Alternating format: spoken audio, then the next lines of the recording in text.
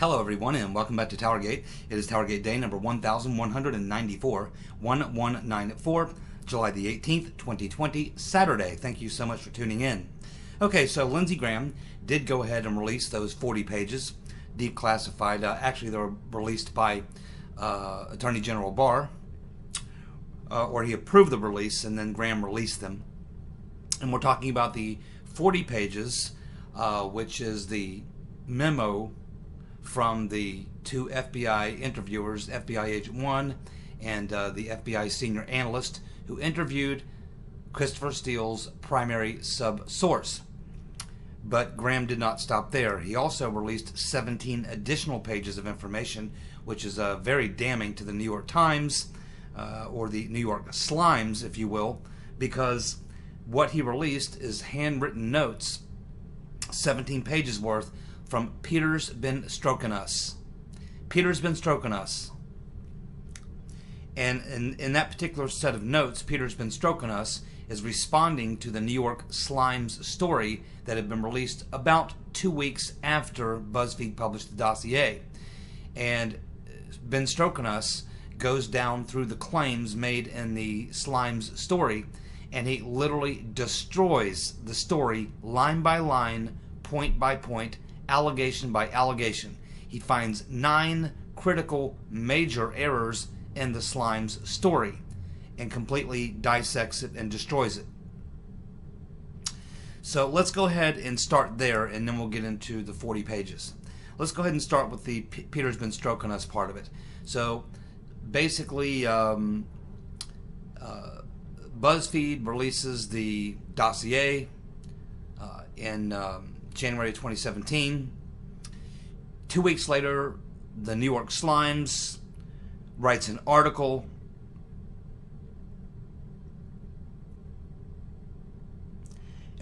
that supposedly exposes how the Trump team had requested contacts, or had repeated, the Trump team had repeated contacts with senior Russian intelligence officials.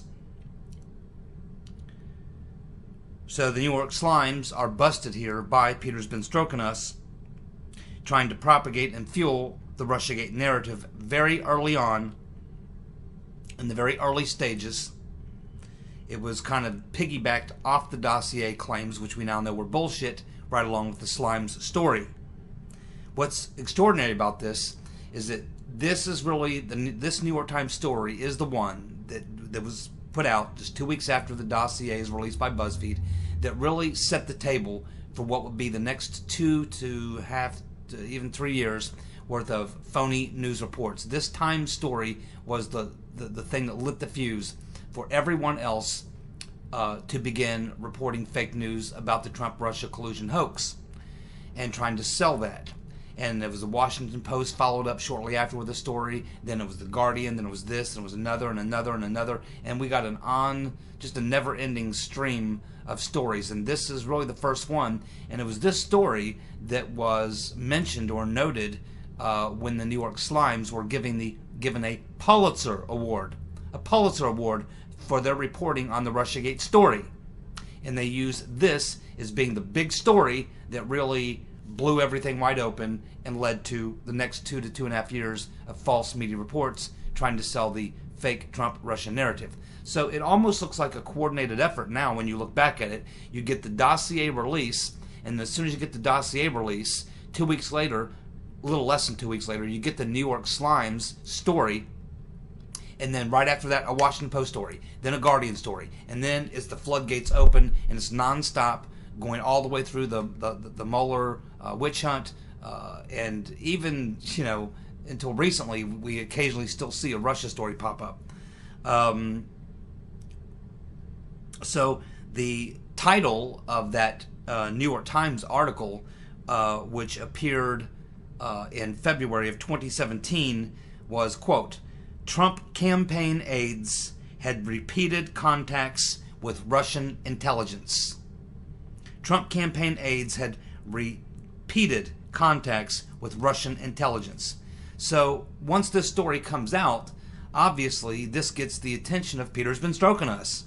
He was heading up the counterintelligence operation looking into all this, and clearly he knows that he's not been able to find any information. In fact, clearly he knows it's all bullshit. So now Peter's been stroking his pipe, scratching his head, going, wow, I'm running this thing, and I know it's total bullshit. But the New York Times is running a story saying they've got proof that it's true. My bullshit story is actually true? I better check this out. So Peter's been stroking us, goes through it, and eventually concludes that it's just a fake news story. And so he writes a memo, which entails 17 pages, where he just goes line by line and destroys the New York Slimes story. And so Lindsey Graham has released those notes from Peter's been stroking us, destroying the New York Slimes story. The New York Slimes story, when you get into the details of it, just some of it, you can read it all yourself. It's everywhere. You can read it to Washington Examiner, Just the News, Real Clear Investigations. It's everywhere. You can read it. The New York Slimes story essentially alleged that Manafort was monitored on calls with Russian intel officials, and that Roger Stone was part of the FBI's inquiry into the Russian ties. Now, the funny thing about this is right after the New York Times writes the story, even before Peter's been stroking us gets his notes together, the FBI comes out and knocks down both of the allegations made by the Times that I just mentioned. And this was right after the story was published. In fact, Comey himself, when he was testifying in front of Congress, he personally knocked the story down and basically said it wasn't true. But even after the FBI official statement and Comey himself in hearings knocking down the story, the New York Times continued to stand by their story. They doubled down on it, and they said they were standing by their sources being, quote, U.S. officials, current and former.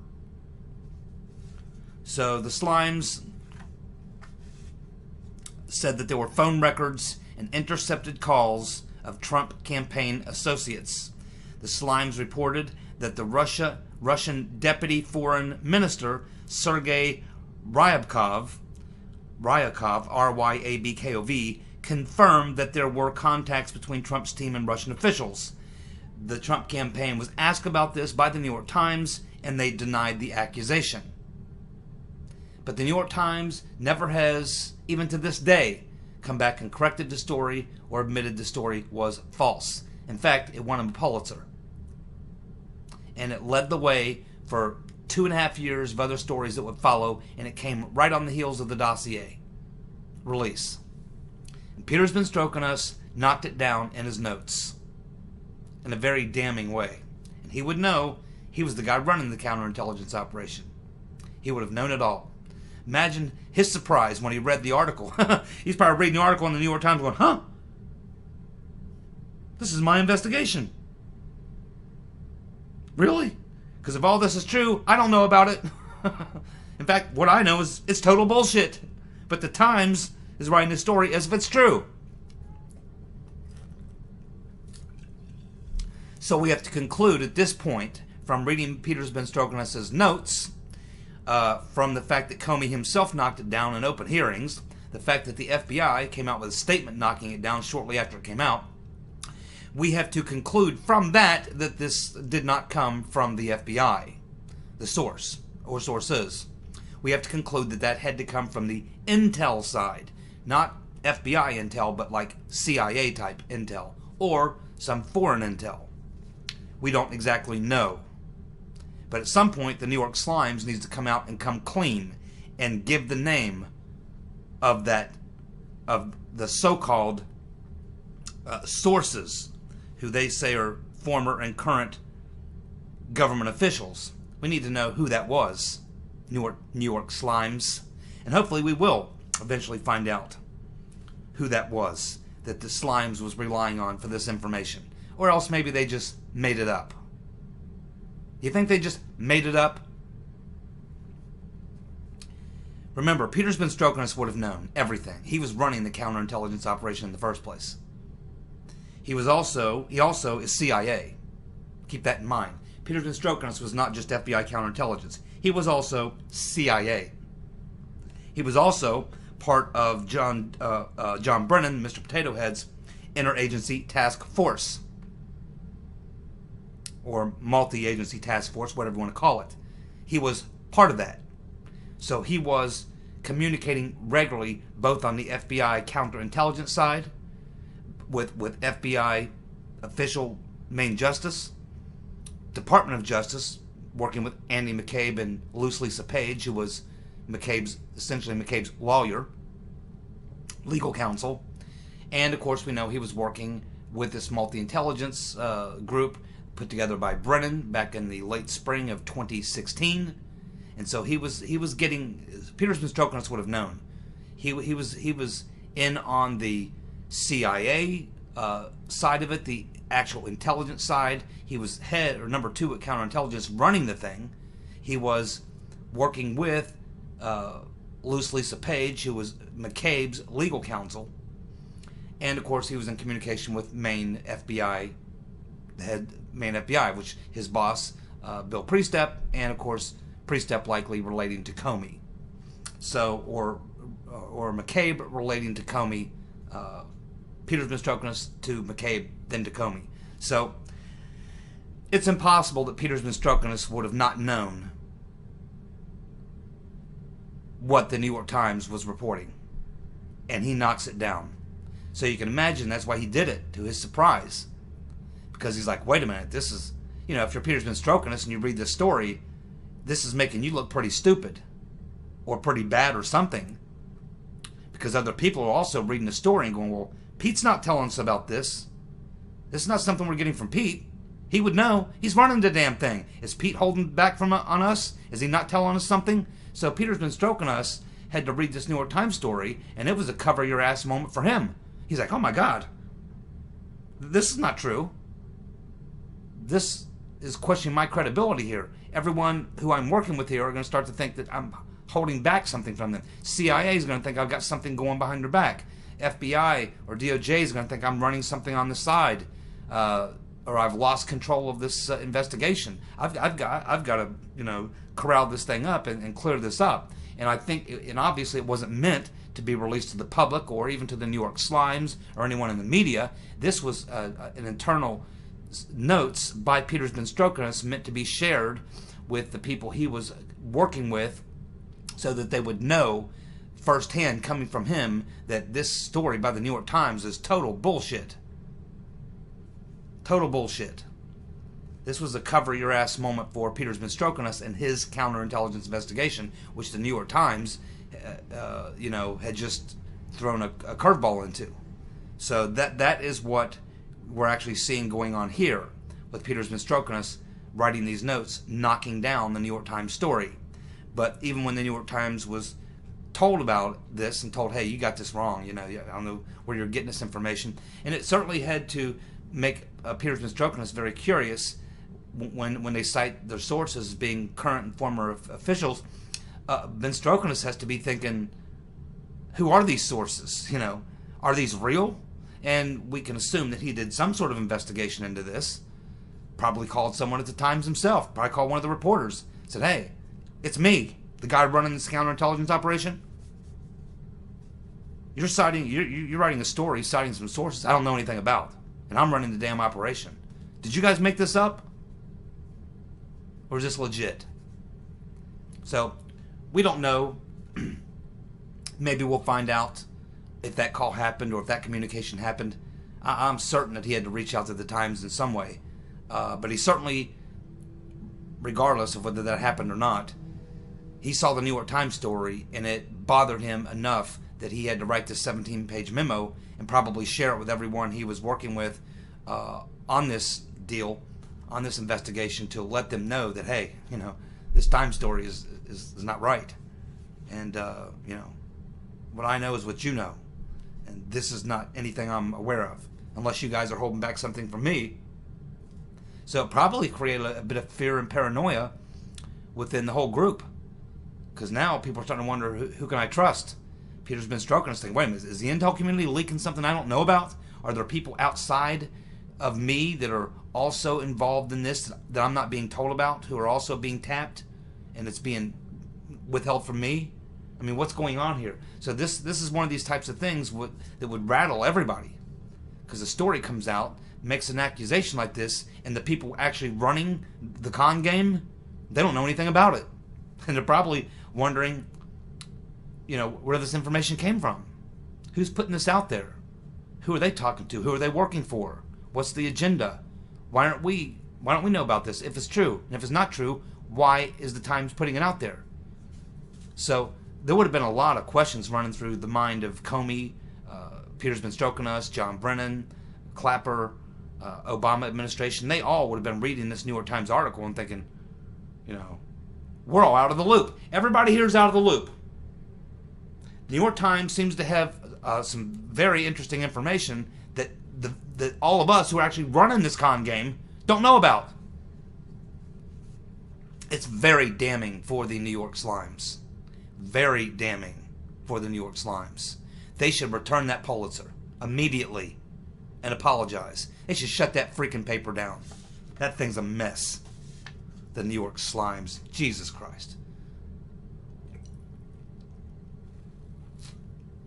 It just shows you there was a major coordinated media effort. I don't know if this was coming from the Clinton campaign, and that would be my suggestion.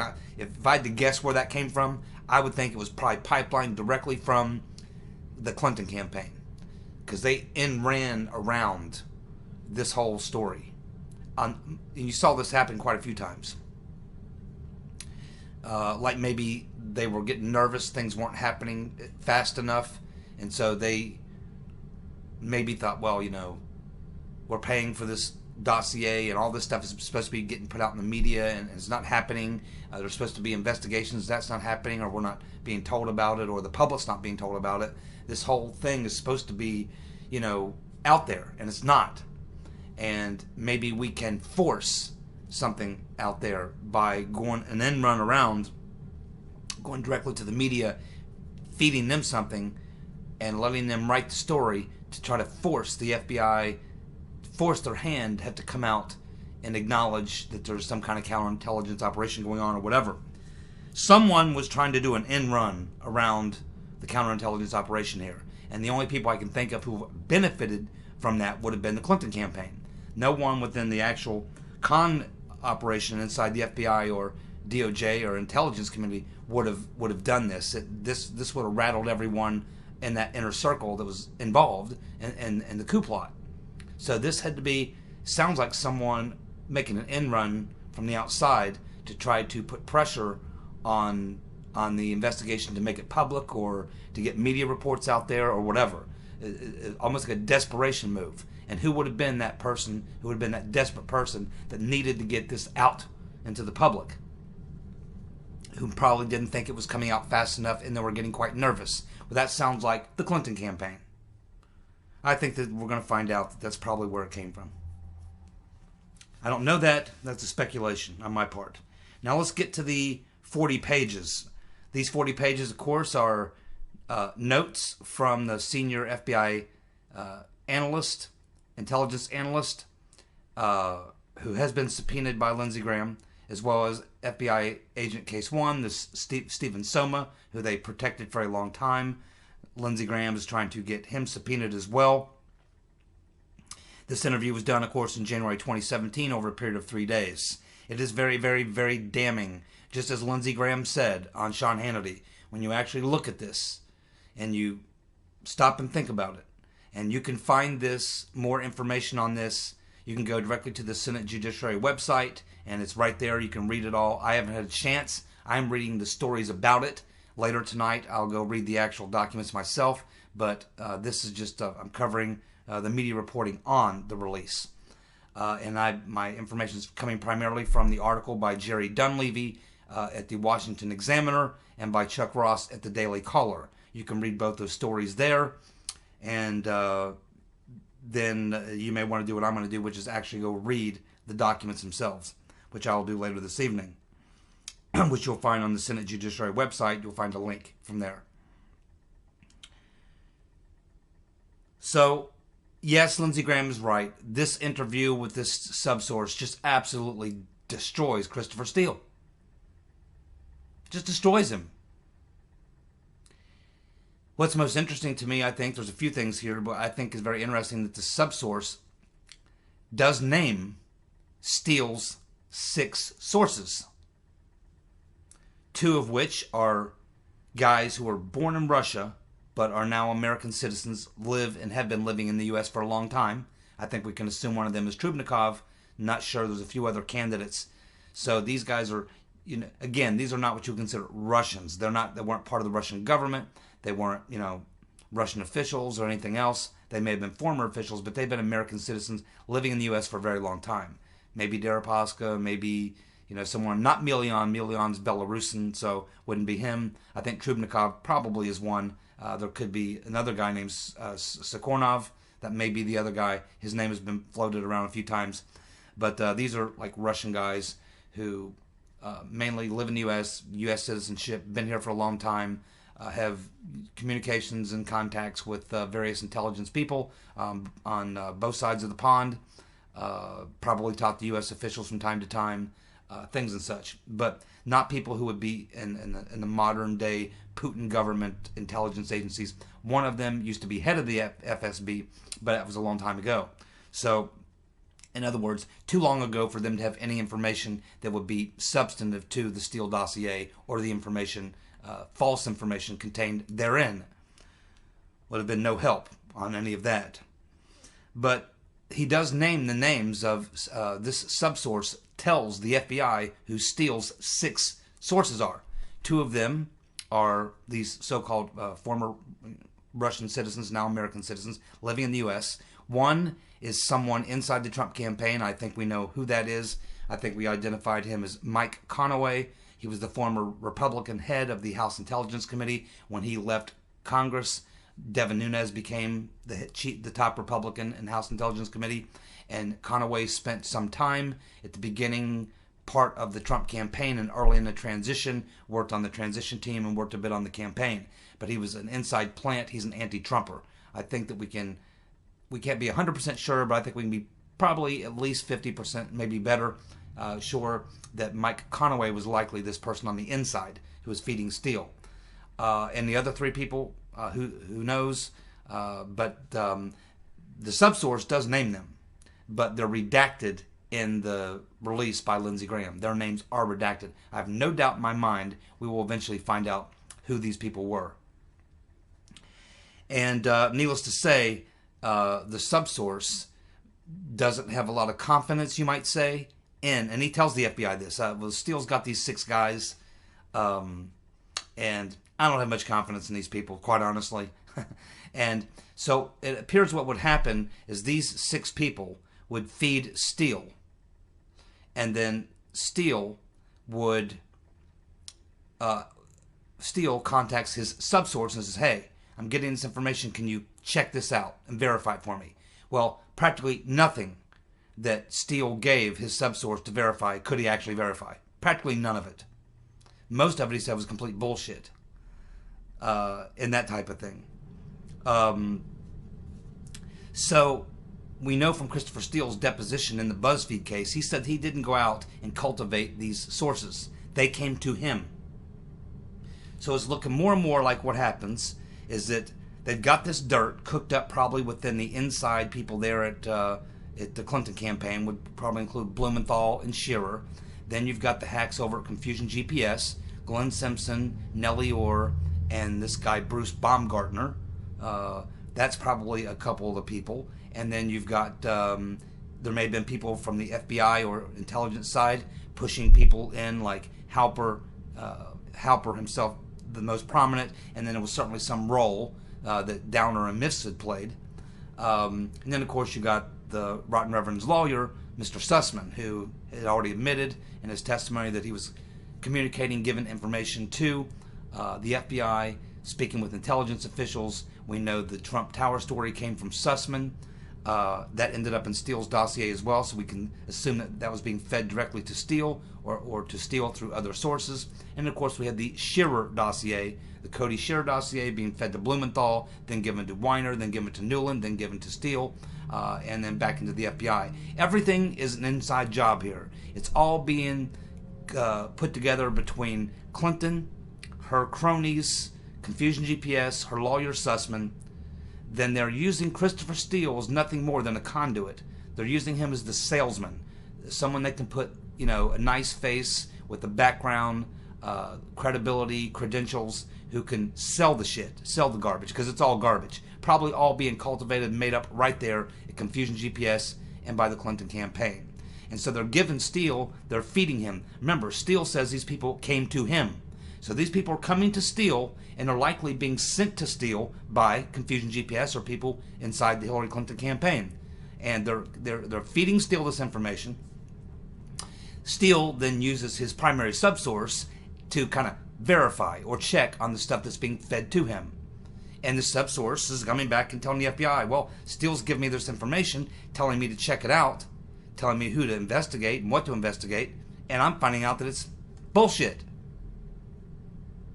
But Steele goes ahead and puts it in a dossier and then says that his subsource has confirmed it. But he hadn't.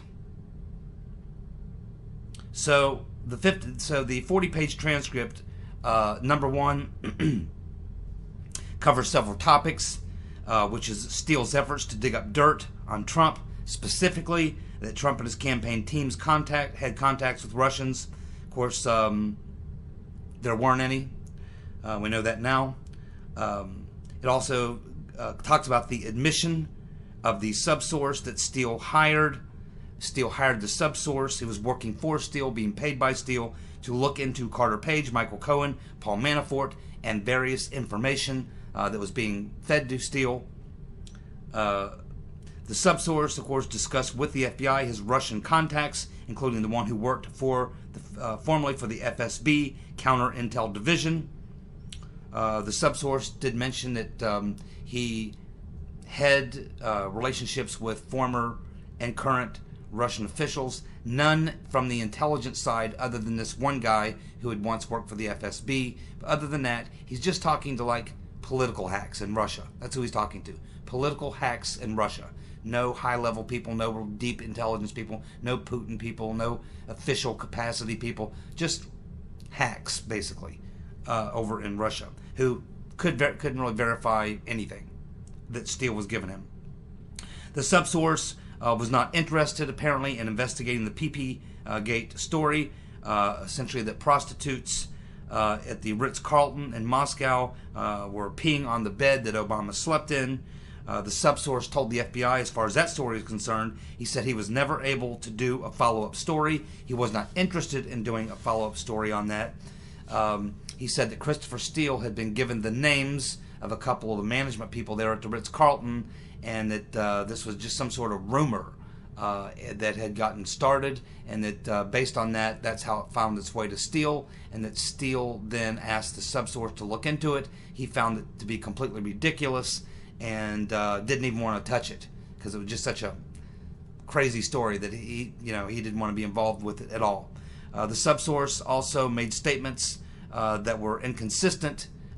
This is in the Horowitz report, where the subsource makes statements that are inconsistent with multiple sections of the Steele dossier or Steele reports, including some that were used in the FISA applications.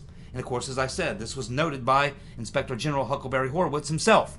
So the FBI is talking to the subsource, and he's saying, this stuff that you're telling me and this stuff that's in this dossier or this information Steele's feeding you, it's bullshit. Okay? It's bullshit. This is the stuff that Steele told me too. And I couldn't verify any of it. It's garbage. Someone's making it up. The FBI, as Lindsey Graham said, anybody who read this 40-page memo or who was briefed on this memo, it is so damning. It destroys the entire Russia collusion narrative. It destroys the Steele dossier. It destroys a lot of things.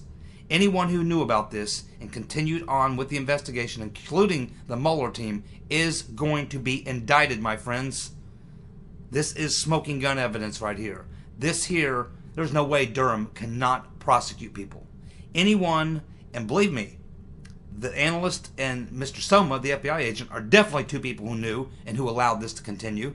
I have to think these two guys are absolutely going to be prosecuted. And anyone that they told or briefed or shared this memo with. This is coffin nails. This here is going to, these 40 pages are going to put people in the federal penitentiary. Absolutely, 100%. Damning evidence. The subsource does name names. He does name names of Steele's other sources, 6 total. The names are redacted, although I hope we'll find out who they are. I think we already know who a couple of them are. We can guess about the others. They're all inside players. The subsource also casts doubts on the sources that Steele references. In other words, it says, yeah, these 6 guys were feeding Trump. I don't know, man. These are not the most reliable people that I would take seriously. So the subsource really wasn't impressed by the people who were feeding Steele the stuff that Steele wanted the subsource to verify, that he couldn't verify. The subsource told the FBI that as far as this whole idea that the Russians were going to blackmail Trump with the PP-Gate tape, first of all, the subsource didn't think the PP-Gate story was even worth even looking into. He thought it was just crazy. But he said the idea that there was a plan to blackmail, which is what's in the dossier, there was a plan to blackmail Trump with the PP-Gate. The subsource said, well, that's not, again, that's just made up. He said that is just a logical conclusion that Steele himself reached, which is the Russians have a PP-Gate tape. What do you think they'll do with it? Oh, they'll use it against Trump. Steele just leapt to that conclusion. Did not come from the subsource. Subsource said that's just something totally made up. I didn't say that. It's a conclusion Steele drew based on a story that was not true. And of course we know that the subsource just flat out contradicted just about everything that Steele claimed, which was all coming from these sources who were sent to Steele. Who was sending these sources to Steele? Were they coming from the Clinton campaign? Were they coming from Confusion GPS? Were they coming from the CIA, the multi-agency task force, British intelligence? Who sent the folks to feed Steele? We now know the name. Well, we don't know the names, but we're going to find out. We now know that there were 6 people feeding Steele, and Steele says that they were sent to him. So they hire Steele to be the salesman, to launder the intelligence. And they've already got the garbage. They've already written it up and cooked it up. They just need to find someone to sell it. That's Steele. That's why he's brought in. That's his role. So now they hire Steele, and then they start feeding him with these 6 people who are connected to, we don't know. But the subsource apparently gives descriptions of them to some extent. So I'm looking forward to reading that later tonight and seeing if I can tell who some of these people are based on the way they're being described. One we know inside the Trump campaign, I think it's Conaway. 2 were former Russian citizens, now U.S. citizens living in the United States. One I believe will probably be Trubnikov, the other might be Sikornov or someone else. And that leaves 3 other ones. And I would be willing to bet that those people are coming either from Confusion GPS or Blumenthal and Shearer. That would be my guess. We also had a very good article over in Real Clear Investigations. I don't have time to cover it, but you may want to take a look at that by Aaron Mate, who has done a fantastic job himself on blowing up the Russiagate hoax. And he attacks a certain line from the Mueller op-ed, which of course Mueller never actually wrote, where Mueller quotes from the Mueller report where it says, by late 2016, the FBI had evidence that the Russians had signaled to a Trump campaign advisor that they could assist the campaign. Aaron Mate blows that up and says, nope, they had no evidence of the Russians signaling anything. They had a vague tip about an unspecified suggestion. Absolutely correct. Absolutely correct. Well done, Aaron Mate. You can read his article at Real Clear Investigations. I'm out of time. Thank you so much for tuning in. I'll be back tomorrow with more, and I think that there's more to dig into in these 40 pages, and that will be what I'll probably be focused on tomorrow. Thanks so much for tuning in. You guys have a good evening. See you. Bye.